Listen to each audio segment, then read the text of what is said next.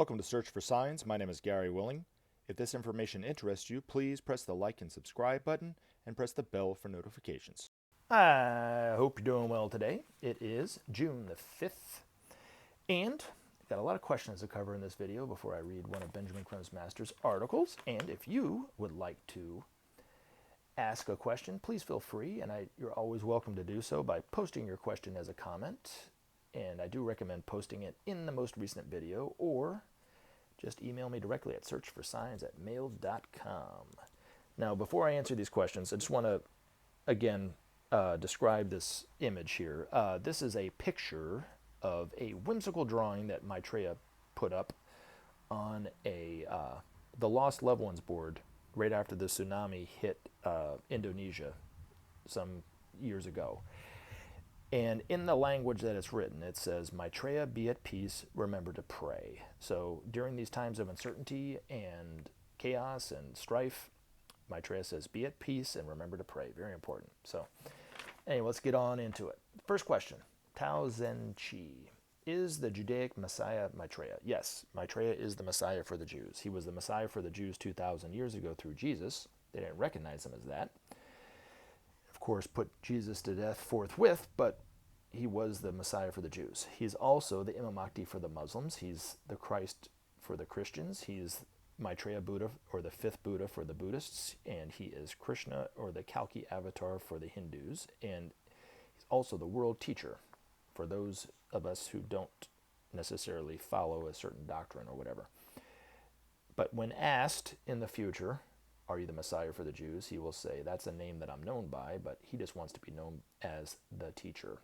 Maitreya sees himself as one among equal sons of God. So, and really, it's only the level of the manifestation of that divinity which is the difference. But he sees us as equal, and he sees himself as equal, not above, not below. And when you see Maitreya, you will, I'm sure, be struck by how humble he is and his humility. It's true humility. It's not a false pretense. All right. But yes, he is the Messiah. All right, next question. All right, these two questions I'm going to kind of put together. One is from James Pluta. The world seems to be fighting one way or another since the dawn of time. How do the masters get us to stop fighting? You can't change another person's belief if they won't allow you to. That is for sure. And then Punam Kumar also wrote, it's sad that the tragedies happen in order to unite in riots, but it truly is a blessing to see brotherhood and sisterhood forming. I feel like we are giving the masters a sense of our love for each other. The next stage will be if we can share, but will that come with tragedy too? I sure hope not. In order to share, if unity is true, then sharing shall occur, maybe just enough to show the masters that we have it in us so they can help us further by teaching us. Well, to kind of go along the same lines, the masters won't get us to stop fighting. We'll have to stop fighting, but because the masters don't infringe upon our free will. And if the person doesn't believe what they're saying, they'll just have to come at this information on their own, really. Now, if you look at the riots, right, a couple things. First of all, one of the main slogans of the riots is no justice, no peace. N-O justice, N-O peace, right? And that's true. But they're missing the first and crucial step, that sharing. So really it should be no sharing, no justice. And because even amongst the racial divide that's been in this country for hundreds of years, it's always been centered around economics, the economic divide.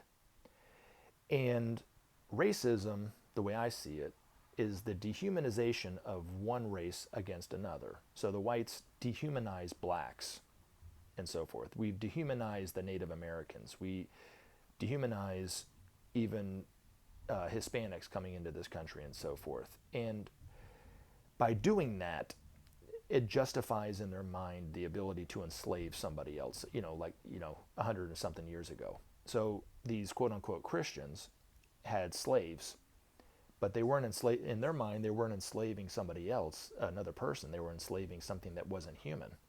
That's what allowed them to, in their mind, to justify that, right? They didn't see the evil in what they were doing. It goes along the lines of what people always talk about, trying to throw this against Maitreya, Woe are those who see evil as good and good evil. And yet, I don't think, I can't remember who the prophet was that said that, but, was talking about the end times, because he didn't say the end times. He was just saying, woe are those who see good as evil and evil good. And those people were seeing this evil as a good because they were dehumanizing them. Do you think that this officer that put his knee and asphyxiated and killed George Floyd would have done that if he saw him as another person, as a human being? Would he have done that? No. Would he have done that to an 80-year-old white lady? Of course not. So, that's what racism does, but it's all centered around economics. And, the haves want to keep it, and the have-nots want it, and that's the struggle. And so Maitreya is going to say the only way to, racism really, I'm going to say it before I say that, racism is a symptom. It's not the cause. The cause is the economic disparity. The symptom is racism, is terrorism, is rioting, is civil unrest, and so forth. And until our world leaders see that, those symptoms will still go on.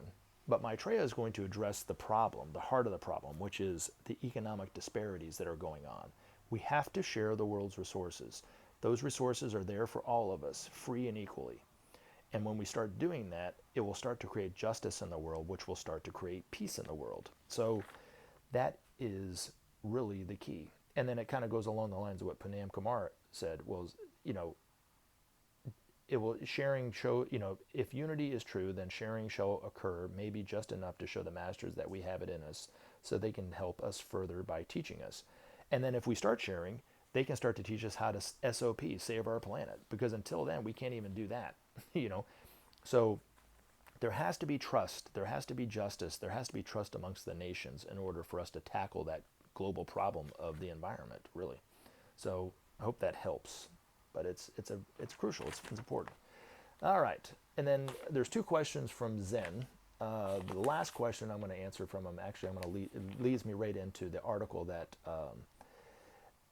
I've picked out from Benjamin Creme's master. But the first question is, what does Maitreya say happens when we die? There are many conflicting versions of this across cultures and religions, some specific and vague, but most agree it is not the end. I feel this myself and have had my personal experiences to suggest so, but I wonder what the actual process is and where we go. Now, Maitreya himself hasn't really talked about that, but Benjamin Creme has, and so has Alice Bailey. So what I would recommend, if this is something that you're really interested in knowing about Zen, is seek out the book Death, the Great Adventure by Alice Bailey. I'm sure you can find it on Amazon. If you can't, then go to the Lucius Trust website, and they sell the books there too. What Benjamin Creme said, he kind of simplified the very complex topic of what happens when people die, but he says that basically it depends on where the person's consciousness is when they were alive. But most of us are focused on the astral emotional plane. So when we die, we go basically to one or other of these astral emotional planes. And some of the lower ones aren't very pleasant to go to. We would consider it to be like purgatory. The higher ones might be more like a paradise kind of deal, where you see your family and loved ones and so forth. But they're all have their own illusions, But he was talking about it, and he kind of jokingly said that on those astral planes, if you want an ice cream cone, you can think yourself an ice cream cone, and boom, you got one, right? But you see your relatives, you see all your long lost loved ones and friends and so forth, and it's very pleasant, but it's astral and emotional. He always recommended going right to the light. He said that's your soul, and you can be at one with your soul for a time. And it's called pralaya, and it's almost like being in this profound meditative state, where you can see it. But he said that when you're on the other side, you can tune into people's thoughts on this side, so you can, if they're thinking about you or whatever, or what they're saying about you, you can actually hear what they're saying, or thinking. But he said the process of death is much smoother and more comfortable than the process of coming back into incarnation as a baby. That's more painful and traumatic, And then you spend years where you can't move, you can't talk, really well. You have a hard time seeing, and then eventually you have, you start to know more what's going on. He said when you die, you pretty much know what's going on, right? Now, there are some people who are so attached to the habitual form of their life, whether it's their job or whatever like that, that when they die, they go right back into doing that job. So there are some people, he said, that are on the astral planes that are miners that are mining astral coal like they did when they were alive, and they have no idea that they're dead.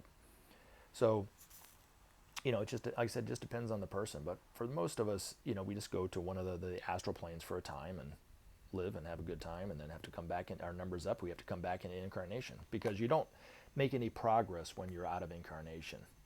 And so you have to come back into incarnation. It's part of the sacrifice that the soul does, coming back into incarnation to help spiritualize the matter of the body. But when you come back into incarnation, you come back at the same point that you left off. So you don't come back as a bug or a slug or something like that, because you were bad in this life or whatever. If you're bad in this life, you just have to burn off the karma that you did, so it just takes you time to kind of burn it back. But in terms of your own personal experiences of suggesting that there's life after death, Zen, I would say just trust those and have faith in those, because those are your personal experiences, right? And don't let anybody tell you otherwise. But anyway, next question from Zen. Where does Maitreya fit in with the works of Helena Blavatsky, if at all? Is KH and the other masters the same masters you speak of, or is this a different theory? Now, I know you came back and said you listened to the video again, and you're like, I basically scratched that question, but I think it's an appropriate question, actually, so I went ahead and just going to answer it anyway. Helena Blavatsky spent some time with several masters, mainly the Master Kuthumi and the Master Morya, but I'm sure the Master Djwhal Khul was one of them as well. Learned from them, lived with them, knew that they existed, and so forth. Just as a little side note, when Benjamin Creme first made contact with his master, it was telepathic. His master told him to go to a bridge in England, and there would be somebody waiting for him, and there was a car waiting for him at the end of the bridge. I think they were space brothers. But he demanded proof from his master before he started his long training with his master. His master sent him a picture of himself. And Alice Bailey did the same thing too. Her master sent a picture of himself, mailed it to her. So figments of people's imagination don't put something in the mail and send it to them. But Helena Blavatsky sought out the master. I think she was one of the masters, or one of a very high disciple or something, told her to go to the Himalayas or something and seek out these masters, and she did, and she found them. Lived with them for a time, learned from them and all that kind of stuff, and then, according to this article that I'm going to read, made a vow to make known the presence of these masters, and was, of course, hated for it. But if it wasn't for Helena Blavatsky, none of us would be talking about the masters at all. Now, the thing that I wanted to bring up before I read this masters article is there's a lot of information online and on YouTube about people channeling these masters. These masters don't work through mediums. And so the best thing to do is to read Alice Bailey, familiarize yourself with her works, read Benjamin Creme, familiarize yourself with his works and so forth, Helena Blavatsky's, maybe Helena Roerich, if that so suits, and get a good sense of how these masters are. Read Benjamin Creme's masters articles and so forth. And then when you start to see somebody who says they're channeling a master, you can see the difference. And so it's a lot like a jeweler that's trained for years about how to spot a fake, a fugazi. You could line up a bunch of diamonds that are fakes and one's fake. He could tell, or she could tell in an instant which one is fake and which one's real. Although somebody like me who's not trained wouldn't be able to tell at all, right? So you have to kind of, once you start to see the quality of these masters' works, like through Alice Bailey, like I said, through Benjamin Creme's masters articles and so forth, and then you start to see something that's so-called channeled from one of these other masters, you'll see the difference. And there are people who say they channel the master Djwhal Khul all the time. And I've read their works and stuff, and it's very aspirational, very light, very fluffy. And then you read Alice Bailey's works, and it's like reading a college textbook. It's totally different things. And so these masters don't work on the emotional astral planes. So anybody that says that they're receiving these emotional kind of messages from Maitreya or whatever are really just receiving messages from a thought form on the astral planes. So that's the different theory of it. But in terms of The masters that Helena Blavatsky spoke of, they're the same masters. And they're the masters that will be coming along with Maitreya after he declares himself as Maitreya. So hopefully that helps. All right, so, and you have to forgive me, there's a few words in here that I seem to muck up every time I read it, but I'll do my best, okay? That's why it's always better for you to read it yourself, but hey, you got me to read it to you. So this article was written by Benjamin Creme's master in September of 2009, published in October of 2009 in Share International. It's called The Perennial Light of Truth. One day in the winter of 1875, Helena Petrovna Blavatsky, one of the founders of the Theosophical Society, made a vow to spread by every means in her power the teachings which she had received from several masters of the Himalayan lodge of the spiritual hierarchy of our planet. True to her vow, she set to work to inform the world of these teachings. Her books, The Secret Doctrine, Isis Unveiled, and The Key to Theosophy, are testimony to her indefatigable industry and will in the face of great physical illness. These seminal works have informed and inspired many thousands of true seekers over the years and continue to do so. The general reception of these precious insights was altogether different. Seldom have the work and gifts of a great initiate been so denigrated and ridiculed, especially by the religious and scientific communities of the day. Even now, after 135 or so years, Blavatsky is regularly dismissed as a charlatan, a spiritual medium, and a quote-unquote dishonest faker.